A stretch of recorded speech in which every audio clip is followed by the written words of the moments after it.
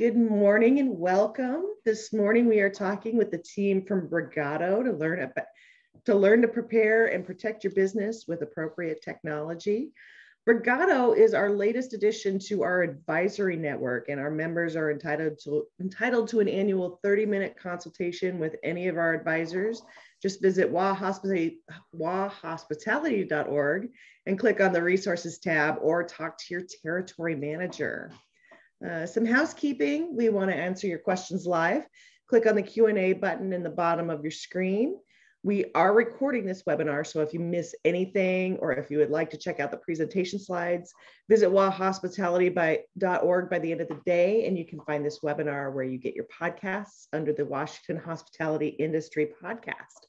If you go ahead and subscribe to this now, this webinar will be waiting for you the next time you log in. And speaking of our podcast, look for the next CEO podcast coming September 7th, when President and CEO Anthony Antone will interview Superintendent Chris Rakedahl of OSPI and Reed Simmock from Labor and Industries to talk about how you can add teenagers to your labor pool. And we want to thank our sponsors, My Hospitality Insurance, for sponsoring this podcast.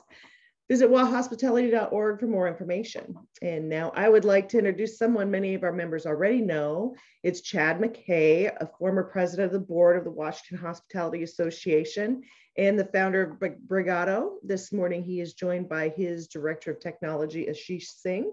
And good morning, Chad. Good morning. Thanks for having us. Thanks for being here. My pleasure. Yeah, so today we're going to talk about cybersecurity and why you should care and what you can do about preparing to be more secure through proactive and secure stances. For many of you, you know me as a restaurant and hospitalitarian, as Fire and Vine Hospitality, but what you may not know is I spent about a decade in technology consulting prior to being back in the restaurant business. And about 5 years ago, Ashish and I started Brigado, which was a captive IT group, which then became an IT group servicing clients across the country. In fact, today, Ashish is in New York working on a client, doing a rollout of some new payment systems. So Ashish, do you want to do a quick introduction and then we'll roll right into our presentation? Hi there. Ashish, I've been with Chad understanding hospitality and just in nuances of what we do with technology and everything else that correlates to what happens in the industry at large and how it also affects our subsection when we start focusing on hospitality specifically. So when Chad and I started this fun adventure, I was coming from a corporate background with understanding industrial and high level corporate security pieces, and then started looking at how does that apply to our day-to-day working in a hospitality section. My credit card goes to the server takes it down to a payment, comes back, and suddenly I'm realizing there's a lot of inherent risk that comes in this little human interaction as to my credit cards disappear from my hand, comes back. And over the years, we've seen a lot of changes happen, but suddenly now the security parameters have changed. And as we were just discussing with some people in current day environment, it's no longer just a credit card issue. It's all about the information that we store, my information, my birthday, my anniversary, my kid's name, my wife's name, my address. Everything is now collated into this one section in the favorite restaurant we visit, because that's part of the environment that we create of hospitality, that when my birthday is. So it's an amazing conversation to have about all the different nuances of security that we are affected by, more than just a credit card payment. And look forward to just sharing some of those insights and trends with you today. Great. Thanks, Ashish. Okay, so let's jump right in here. Move this over. Here we go. So some of the top issues that are on the rise, and we're going to talk about each of these, is email phishing. So again, that is top data breach in first quarter of 2022. You'll have heard probably about ransomware attacks. So that's where they are asking you for money to unlock your data. We have seen a massive escalation with the Russia-Ukraine conflict. Security breaches with remote workers has definitely increased, and it has increased our vulnerability of having people outside of a core network environment. And then 0-day vulnerabilities. And 0-day is when the hackers know, the very first day that the hackers know there's a flaw in software, and the time between that and when people can actually get it fixed. So there's a lot of times where the hackers know something, but the software companies don't.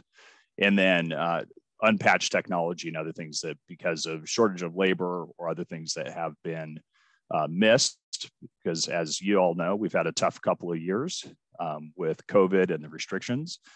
So today we want to scare you a little bit, and then also give you hope that there's actually ways to counter and make yourself a little less vulnerable. So we're going to talk about the bad news first. Again, there's nothing that we cannot prevent a hacker to get in a system. If they are determined, they can get in. Every size organization, including the US government, military, have been hacked. The question is, are you making yourself less hackable or less vulnerable to people looking for opportunities? So there's no perfect system, but what we can do is fortify and make you stronger. The good news is you can mitigate those risks and discourage cyber criminals. They really are looking for opportunity, crimes of opportunity versus dedicated to getting you. And then really that best defense is a proactive offense. So we're going to cover top security threats to your business operations and how to protect your data. And then what is the number one security risk that most companies are not addressing, and what you could do to effectively safeguard your business and your data. We have had 2 years where I know we have not been complacent about how we operate our businesses. In the restaurant world, you guys have been under constant siege and change. But sometimes security and some of those aspects have taken a backseat to getting things done and surviving in this environment. And so I love this quote from Andrew Grove: "Success breeds complacency, complacency breeds failure. Only the paranoid survive." I want to create a little bit of paranoia in you today, and then give you some relief that there's some things you can do to reduce that paranoia. First, we want to make sure you understand every size company is a target. A lot of people think, hey, I'm too small. I don't need to protect myself. Nobody's going to try to get me. It's now to about a third of all data breaches are small and medium-sized businesses. And as it gets bigger and bigger, those average costs are getting up into the couple $1 million for those data breach incidents. We're going to talk a little bit, just very briefly, dark web. This is an area of the internet that is where criminals lurk. And what they are doing is they're passing information.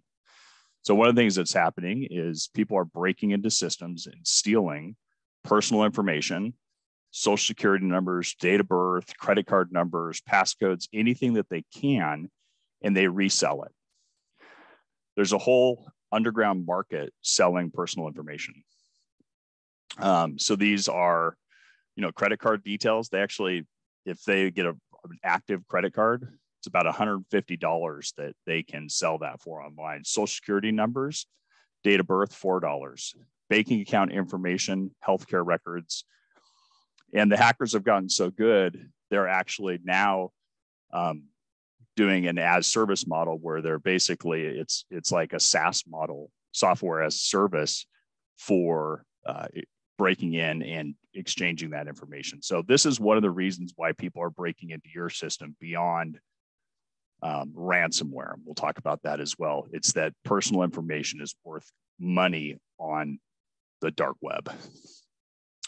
So the top security threats are around data theft, exposure, and loss. So this is around your customers, your employees, your competitive advantages, and the threat of downtime disruption or lost productivity if you do get a ransomware attack or something in that, or denial of service attack. So let's talk about ransomware. This is a type of malware, meaning it's a virus. It's a malware that takes control of your system, and locks your data up and prevents you from accessing it until you pay a ransom. These have been getting very expensive in the last 6 to 18 months. There's more exposure and more ransomware that has happened before. So this continues to be on the rise. Ransomware is real. It's across every industry. So these are some recent ransomware data. One of the things you should notice is the two biggest areas that are extracting ransomware is Russia and China. And so both of these have active citizens, as well as kind of portions of the government that are actively engaging in espionage, stealing of private property rights, IP information, and others. And so it's a pretty major deal. But the rest of the world accounts for 55% as well. So it's not just these two bad actors, although they are the biggest bad actors, bad countries in the world. Anything you want to say on that, Ashish? Ashish was just down at a hacker conference and had some real-time stuff. No, yeah, you're very much on point. And thing to remember is ransomware as an industry, not just by industry. Ransomware as an industry is the fastest growing industry on the dark web for the simple reason there are people who are vulnerable. It's a very quick payoff. It's a very tangible return for what they do. It's a business. And one of the most amazing stories that we just heard a couple of weeks ago was ransomware artists will come in and take over a system, and they will negotiate to a certain point and then say, hey, I need to be paid off in the next couple of days because then I'm planning a vacation. So for them, it's a business. And the whole idea that they come to that point that they have streamline this process to run a business, that I'm going to hit X number of sites or X number of businesses, glean the money in Bitcoin or other crypto from them, and then go off, take a vacation with my family. It should scare us because they've come to make it a commodity. It's not something they're trying to figure out. It's something that is just a run-of-the-mill commodity product for them that they can infiltrate multiple industries and then just recover an income to live very comfortably on.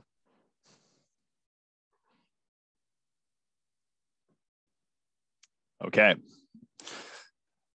So another one of the top security threats is really around email. And this is, again, most of malware, including ransomware attacks, phishing attacks, are coming in via email. So again, this ends up being one of your biggest areas of risk. Is, I think that one of the stats here is almost 40% of respondents said somebody in their organization has fallen victim to a phishing attack. And the phishing attack is an email that gets sent that wants you to click on a link and then can install malware, which could do a number of different things. It could be a ransomware, et cetera. But again, we want to talk about the risk of those business email and how to deal with those.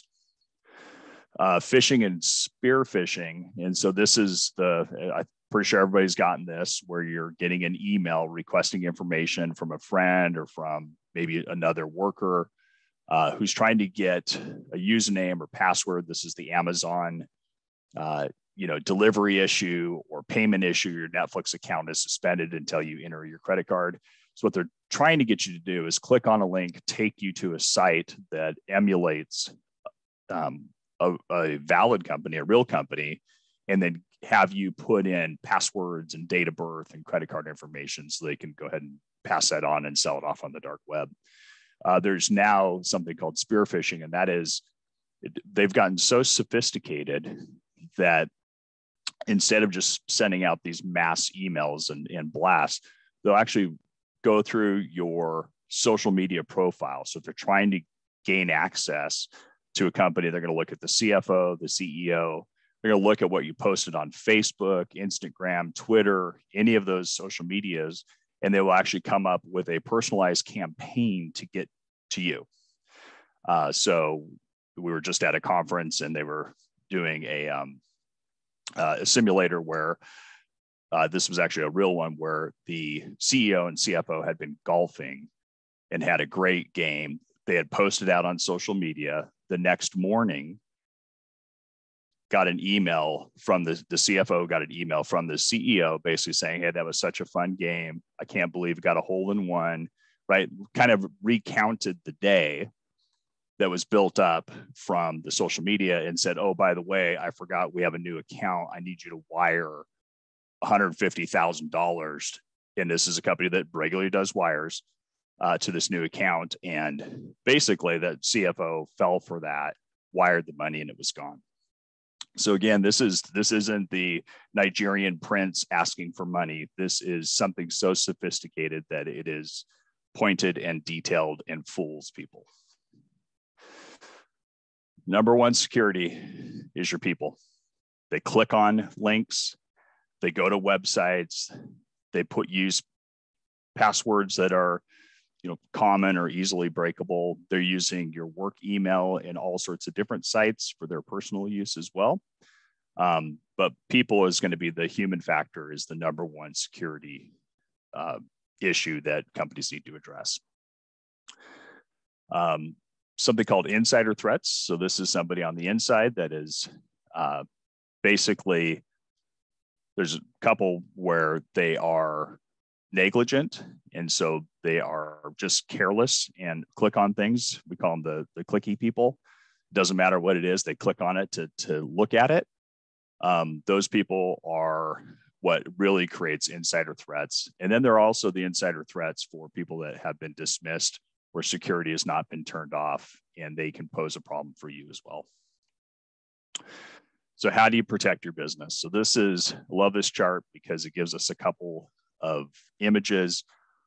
One is on the left side is about security layers and how many you have. And then on the right side is the number of hackers that are available to penetrate your security levels. So if you have a minimum level of security, basically anybody who's a reasonable hacker can get to you. So that's the maximum number of people out there can break into your system.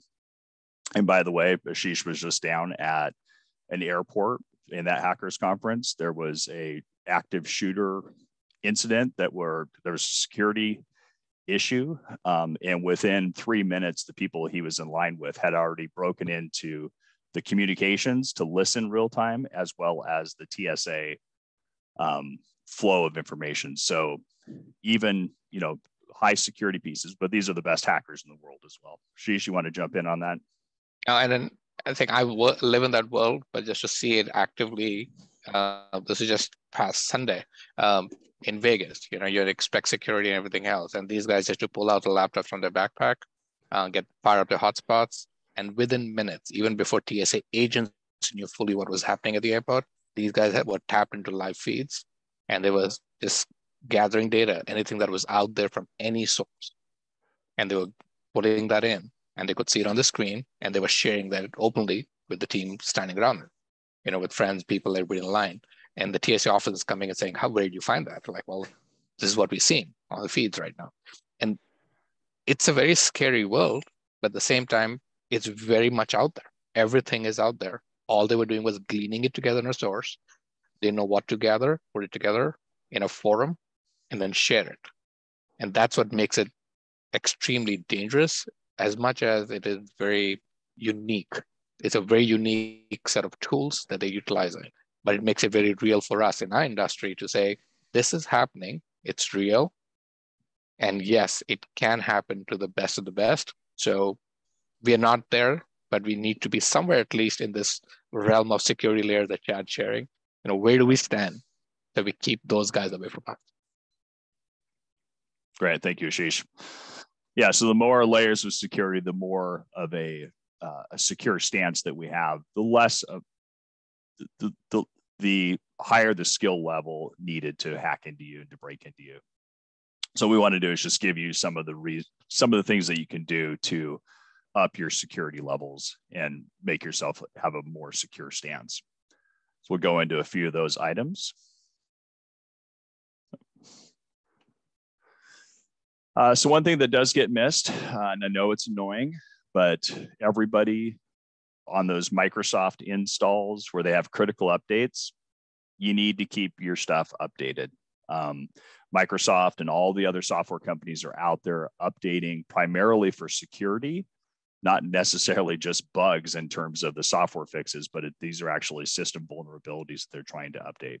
So it's everything from your laptops, your phones, your servers, any of the information that you have out there. You need to keep your devices updated with system updates, because those patches are typically critical security patches. The other is securing your network perimeter. So we call that edge security. So that's everything from firewalls and making sure that you have antivirus and anti-malware tools. Just because you have an ISP, an internet service provider, that modem that's supplied is not a firewall. So again, those are consumer. If it has a firewall component, it's a consumer, and any reasonable hacker can penetrate that very quickly. So you want to protect your edge or your network perimeter. And then the other, that's a big one, and this is hard for a lot of companies, is access and permission controls. So this is making sure that only the right users have access to the systems they need and the data they need. So the principle that we talk about is the principle of least privilege, which means the minimum access needed for any person, for staff, employees, or third-party vendors. This reduces the amount of access that if somebody does get breached, that they have availability of that breach to access. And so again, this is everything from third-party systems. So the one that we run into quite a bit is reservation systems, where the management wants the front desk to have full access to all sorts of information, almost like an administrator level. And you start to run into severe issues where if that does get breached, that the ability to export and to pull that customer information, very detailed information, puts you at risk. So again, implement the principle of least privilege. Another one that is, high up right now and has been, and you're going to see this getting even more important, is around passwords and multi-factor authentication or two-factor authentication. So if you do online banking, you probably have this already because it's been pretty much mandated by every banking company, and that is the texting of a passcode, a security code. So not only are you logging in using your password, but then there's an additional security authorization that's either done through an application like Authy or Google Authenticator, or it's done via text message. This is basically becoming mandatory. I'm going to show you just quickly, and I'll send this over.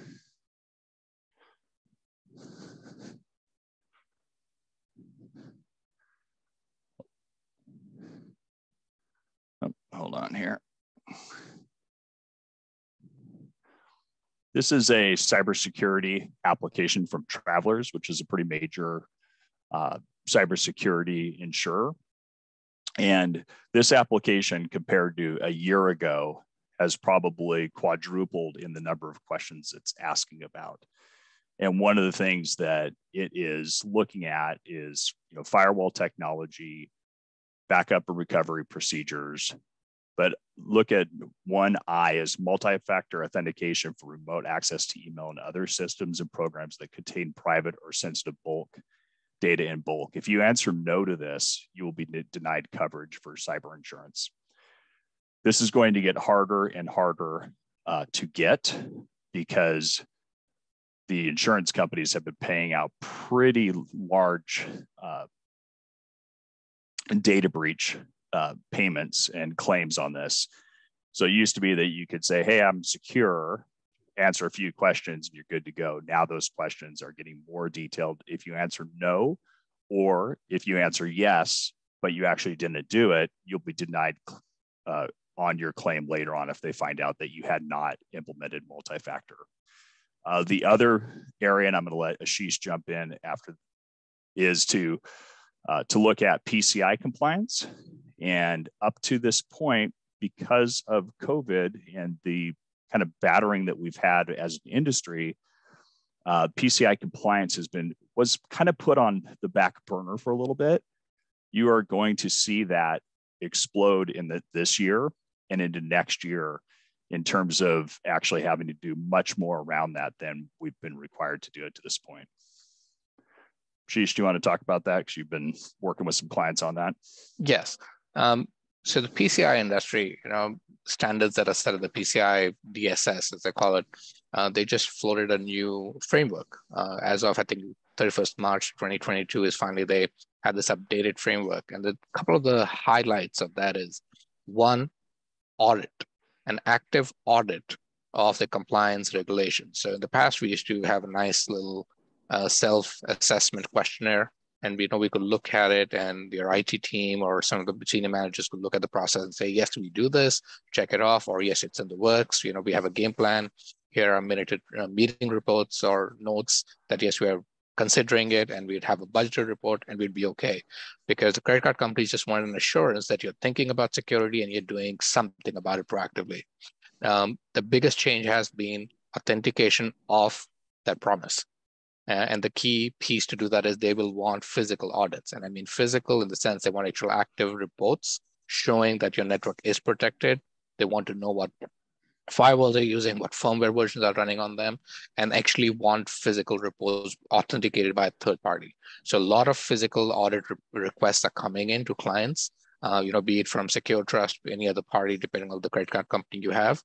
No longer can we rely on this idea of, we're just going to pay $200, fee for it's not non-compliance, it's just for non-reporting at that point. They don't call it non-compliance.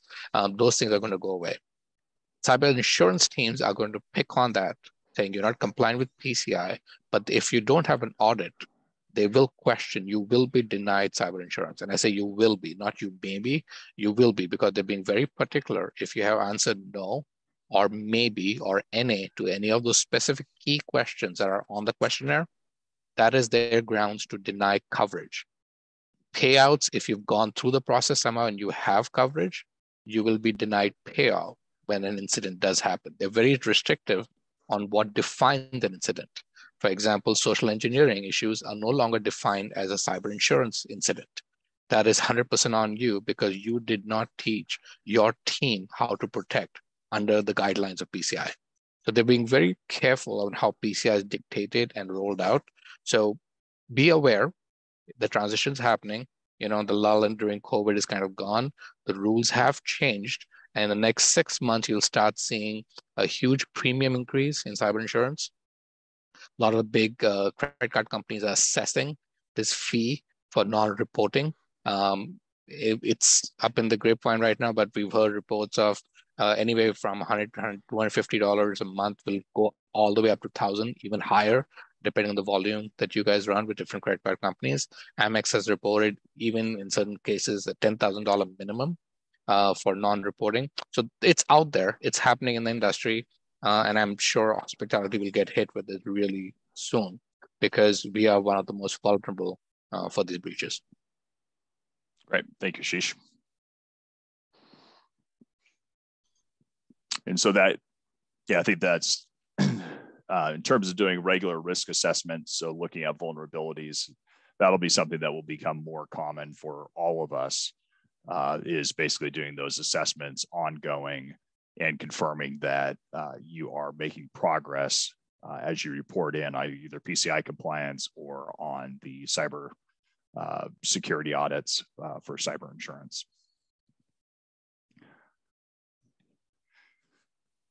So another area to lock down is really around email security, making sure your anti-spam software is good, being properly used. We really want to keep that malware from actually hitting somebody's inbox. There's decent anti-spam that comes with things, but depending on your size, you may want to have a third-party spam and anti-phishing software as well. To make sure that emails are not improperly getting to your people, especially those that like to click. And then the other, again, with your employees, I love, this is the clicky people. Some people will click on anything. That's your weakest point, is that employee that just loves getting those emails. They click through, and then later on they're like, oh, didn't realize that was something, because they clicked on something that seemed innocuous, but actually it was a keylogger malware. And so it's now recording all the keystrokes for that person, intercepting passwords, etc. So again, number one security risk is the unit between the desk and the chair. It's that person that, it's those individuals. So being able to do security training, email phishing campaigns. So we do with our clients where we send out fake phishing emails. So we do training and then basically have a campaign to see who is a clicker, and then work with that clicker to make them understand what type of risk they're posing. And so that's a great way to just up the security game and the awareness for those employees. So 3 ways: IT network risk assessment. So basically doing that vulnerability scan, trying to find out where you have issues already. Prioritizing those layered security controls. So those are everything from your firewalls to passwords, multi-factor authentication, least privilege access, and then continuous monitoring and risk management. So doing everything from monitoring firewalls, monitoring internal activity, email campaigns, et cetera. So with that, I'm going to go ahead and pause and ask if there's any questions. We are going to send out these slides. I will also include the application for travelers, just so you can see what you may be encountering since the last time that you did a cybersecurity application. So thank you. All right.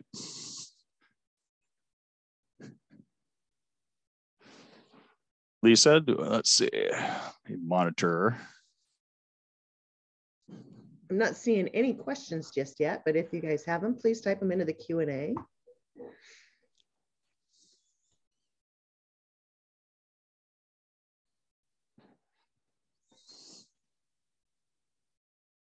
And I just want to remind everybody that Brigado is our newest member of the advisory network. If you guys have any questions about this, would like a 30-minute consultation, you can go ahead and give your territory manager a call or visit our website and click on the resources tab. And Liz, if you could type your question into the Q&A, that would be great.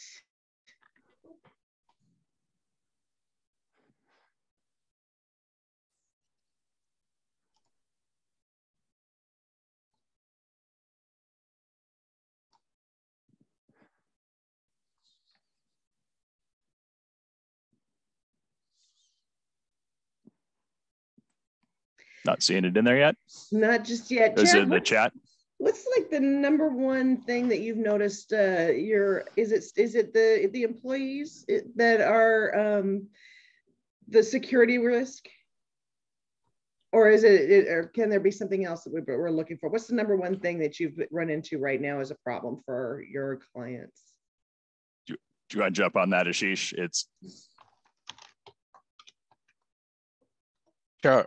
Number one for us actually has been phishing, the number one issue. And I think with the special current environment, people working remote, especially execs, the office workers, the back of the house team is reliant on email as a primary means of communication. So the GM sending an email out or an email coming on behalf of the GM asking for gift cards is very prevalent right now. And the idea of, hey, so-and-so is coming and give them this cash or give them this process or the other. I think the bad actors have figured that out, that it's a perfect scenario for them.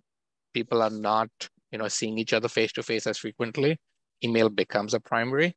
So a breached account, when a manager or a senior captain's email account is compromised, it is a very lucrative target, because with that one person position who has access to an address list of all his employees, and he can send out to 100 different employees and say, hey, buy me a gift card. There might be that one new employee who's trying to impress the boss who will go out and buy that $100 gift card and mail it out to somebody, and all it takes is that one little thing. Or somebody who sees this link that boss says, hey, I need you to fill out this questionnaire. And they go out and go ahead and give every personal information, SSN and the details. And now you have a hold in that organization with a compromised, breached account. And they will just sit there and monitor, the mass emails that are going, emails that are back and forth between the GM and the CFO, for example. And all they're looking at is the language. They're trying to glean as much information you can get, all from 1 or 2 phishing emails that were that good. The most common thing with phishing is this thing that Chad talked about, spear phishing. They're very targeted. It is extremely, extremely common right now for executives in a team, in a restaurant group, because your email addresses are public. They're sitting on your websites. Everybody knows that. And it could be something like this. Hey, Chad, I just heard your webinar, or I know you posted something on LinkedIn about this, because public knowledge, gleaning from social media, using that to create familiarity and asking for that little extra. And then he gets, Chad's signature line. He understands the language Chad uses, how his emails are worded. And then they use tools to create emails that are similar. It's happening rampantly every day. Thanks, Ashish. Alec Northrup asked a question. I don't know if you're seeing those, Ashish. Could you define social engineering and clarify if that is different from phishing? Yes.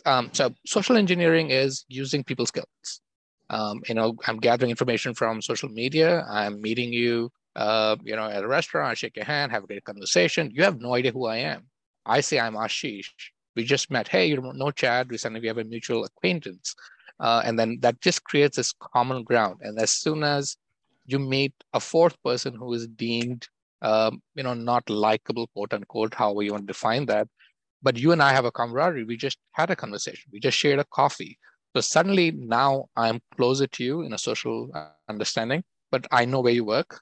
I know who you know. I know, a little bit more about your wife and about, your family, where you vacation, because we just started this great conversation. And the best example I'll give you is when we fly. I fly a lot, so I love to observe conversations. Just because you're sitting next to me in an airline, how do you know you can trust me? I know where you're coming from. I know where you're going. I know who you visited. I know everything about your grandkids now. I see pictures of your dog. I just gathered a ridiculous amount of data on you just because you sat next to me on an airline seat and you felt like talking, right? More so if I'm sitting behind you and I'm overhearing the conversation. That's social engineering. I'm using the power of just being a likable guy and gathering information that I have no business knowing. And add to that, I can figure out your birthday because your Facebook, says, hey, I just celebrated. Somebody says, happy birthday. I celebrate. Great. I know your date of birth now. I have a good idea on, where you live. I can cross-check against your high school. I can look up high school history. Thanks to social media, I can figure a lot of things about you. That's social engineering. I walk up to a restaurant with all that information, the way you are a GM, and say, Chad, I just met Chad on the plane. He said, it'll be great for me to come and hang out. The hostess knows no better. She's like, oh, you're Chad's friend? Great, I'll give you some service. Oh, he said I should get this. Great, happy to help you. That's social engineering. And that's where it's different from phishing. Phishing is, I'm throwing something out there, hoping somebody grabs it. I'm trying to figure out, they might be like, you might love to shop at some site. So I'm setting it to 100, hoping somebody takes the bait. Social engineering, I'm working it on that one person. Usually it'll be the person of that least privilege we talked about. So in all our contexts, just think our whole staff is usually the youngest. They have access what's to a the lot. Ashish, what's the movie that's the best example of social engineering is the plane, the pilot? Catch Me If You Can. Yeah, that's social engineering. Yes. That's a great movie and a great book to read if you would just love to understand how it's being manipulated today. Yeah. Yep. It's very scary. Well, thank you guys so much for this presentation today. We will have this up on our website later on today, along with the presentation slides and the insurance form example. Yep. Once again, wahospitality.org. And thank you to our sponsors, My Hospitality Insurance, Chad and Ashish. Thank you so much. Thank you. Great. And just for this group, the first couple people that are interested, we can do a security assessment for 2 of the clients that are on here. If you go ahead and send an email to Chad at Brigado or Ashish at Brigado, .io. We do have all the capabilities to do those assessments as well as ongoing monitoring. So those we'll give away 2 complimentary ones for people that are interested. All right. Great. Thank you so much. And you guys Thank you. All right. Thank you. Appreciate it. Bye.